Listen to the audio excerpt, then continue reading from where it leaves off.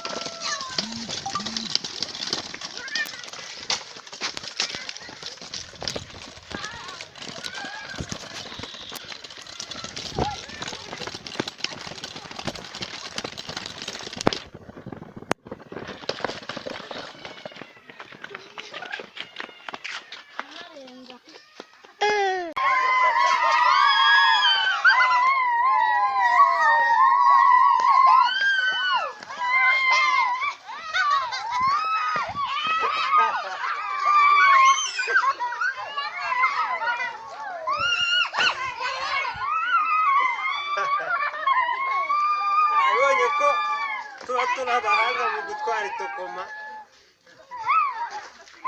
Baravuze ngo rigenda ahantu hamanuka. Ngo rigenda ahantu hamanuka.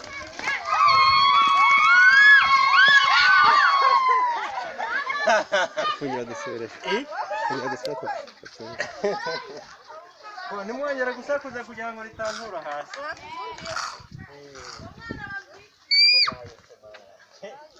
Navunje nayo rwose.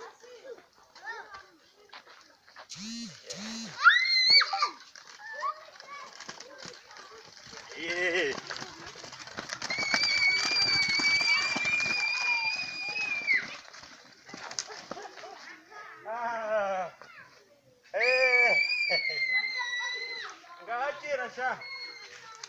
Ndabona wowe uzi gutwa kugishe ngambira sha. Mubwira azarikanika. Ngaho rikanika.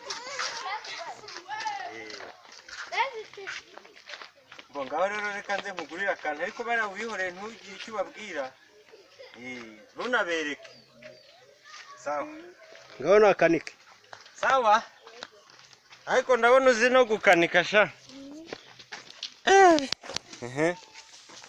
Ubwo ukabushyizemo ipine. Ubwo umwuka ntiwashizemo.